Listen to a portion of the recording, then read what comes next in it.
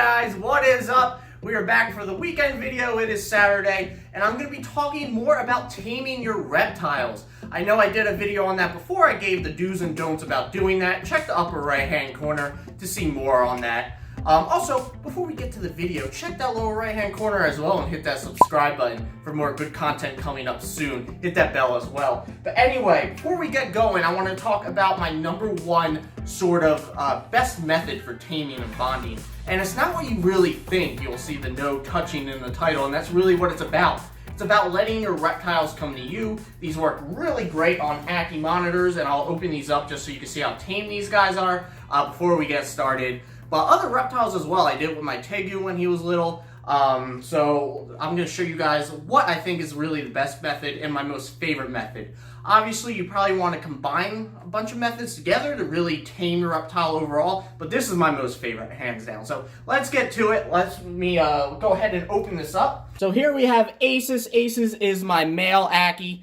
He is very personable, like I said, always curious, always saying hi. He is definitely one of the most curious out of all my reptiles. But he is fun. He's also kind of an escape artist, so he always tries to see where he can go when he comes out of his enclosure. He's definitely not scared. But you can see how tame he is, how personable. He's very curious. You can see how he's in the face of the camera. He just jumped on it. Yeah, he just jumped on it as well. So, very personable. He was just climbing up Olivia, who's my girlfriend, recording right now, and she's not as big into the reptiles as I am, and she just picked him up and put him back. So even with the inexperience, Asus is never really caring who's holding him or whatever. He's just really looking around. So he doesn't really mind, and as monitors go, you know, they really tolerate you more than anything. So I would really say that my Ackies, I'm very lucky, because they actually really seem to want the contact. But you can see how tame he is, how he's just really curious and doesn't even care that I'm holding him. So I'm going to put him back, let him run around a little bit. I'll show off Dell. She's my female. Let me close this enclosure, Olivia. Oh, there we go. Let's say hi to Dell. Dell is over here. Dell's funny because whenever I open it up, she's... Oh, look. Right there. Whenever I open it up, she always comes running, but she's already waiting. So she's my female. She's a lot more docile than Asus, which is great. You know, if I want a reptile to chill with, I'll choose probably Dell over Asus. Asus is always on the move. She's curious as well, but she's so personable and she's so cute. She's always saying hi. She kind of just wants the attention, it seems like. I know that's like not really the motivation of a lot of reptiles, but she just likes it whenever I open the enclosure. But yeah, she's going through a nice little shed right now. You can see that beautiful yellow in there that a lot of yellow Ackies have. But you can see how personable they are. They're always hanging out, looking outside the enclosure. Look, she's going to say hi to the camera as well, guys. But yeah, I could give them little chin pets. They'll climb right up me. They're great. I love them. But you can see how well and how tame they are. That's the point of why I'm showing them off right now. I know they're beautiful creatures, and I'm sort of getting sidetracked with that. But yeah, you can see how really tame they are. And that's what we're going to talk about today, what I really think made them what they are right now. So let's get to it. We'll talk about that in more detail. So now on to the actual method. Basically, before we get into the nitty-gritty of it, whether you get a baby or an adult, what you're going to want to do is give them some time alone. And obviously, that's kind of the direction I'm going with more so, but we're going to do some interaction type exercises where they come to you. But generally, and this is pretty universal in what people do, is they give them a week or two to settle in without much disturbance. Obviously, you want to keep an eye on them and check on them just so they're doing well, but keep it very minimal and let them explore their environment and get used to their new living conditions. So I definitely recommend continuing to do that. I would give them actually 2 weeks of minimal interaction. That's a great start to this method. And I keep them usually in a more constrained enclosure. I know this is something I like to personally do, and not everybody agrees with me, so I'm not going to say everybody definitely has to do this, but I think it works pretty well. For example, when I first got my tegu, I put him in a 40-gallon for a little bit, about a month.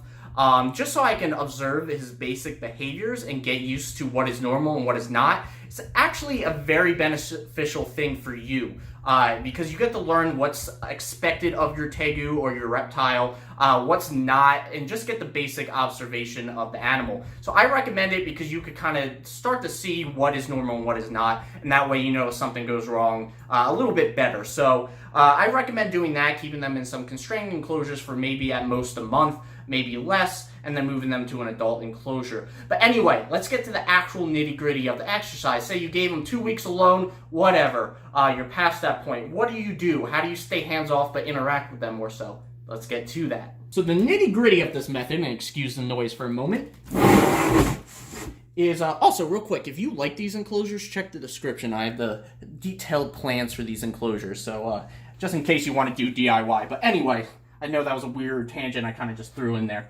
But anyway, what you want to do is after you give them a couple weeks to their own and they kind of come out in their environment and they're used to your own environment, is basically what I'm doing now. You want to fiddle around in their enclosures. So that's just touching the dirt, kind of just being present. It could just be laying your arm in there. It could really just be even just chilling like this. You can see how Asus is already coming to me. Ackies, and this is why I say this works really well for Ackies, are so curious. And once they get used to their environment and feel sort of safe, they will come seek you out. And Ackies, like even more so when they're babies, especially, their main instinct, and a lot of reptiles' main instincts when they're babies, is to just survive. So they want to hide all the time. They want to make sure they're not out in the open. And that's pretty normal. You want to let them do that. You don't want to instill behavior in them when they're little that you're scary and that you make fast motions and they should stay away from you because they're very impressionable at that age. So you really want to let them do their own thing when they're babies. If you get them as an adult, it's a different story, but when they're babies especially, like I said,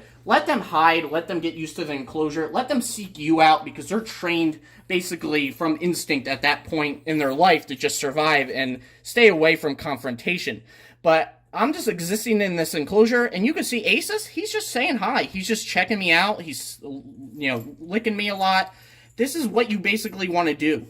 I'm going to put you in here, though, because your nails, man, they are like little needles. That's the one thing about you Ackies. But yeah, like I said, just exist in the enclosure. Let them come to you. Let them check you out. That way they think they're making the first move. They're not afraid because they're coming to you and you're not going after them. Another big thing that I just want to add on to that is when you come after them, sometimes you do look like a bird that's, preying on them, and that kind of scares them. So that's a combination of that instinct. Like I said, you want to make sure you're not this big scary thing that you instill in their memory when they're young. Because when they're young, like I said, they're the most impressionable, and that's where they'll get that idea that you're a scary little human, right? But now, you spend time with them, you give them your space, they will chill with you. They will kind of come to you eventually. You don't need to immediately start the taming process of being very hands-on and holding them and interacting with them right away. It's really not that important, and I really want to stress that enough, that you can take some time when you first get them to just be chill like this and not like this, but be chill and let them kind of just do their own thing. It actually is more beneficial than if you went hands-on. Now, there are other taming methods. I'm not saying this is the only one that works. There are a lot of more hands-on taming methods that other channels and breeders promote that do a lot more of holding the animal when they're young and stuff. But I really think this works out well, and it doesn't stress out your animal. So this is my #1 recommendation for taming, is just existing in their enclosure. That could be playing with the dirt, that could just be hanging in here, that could just be sitting next to it like this. You don't even have to be in it. Just be around it for maybe a half hour every other day or something. If you could do every day. Hi, Thrall. What are you doing? Hi. If you could do every day. What are you doing? He wants to be in the video. If you could do every day, that would be great. But, just do it as most as you can.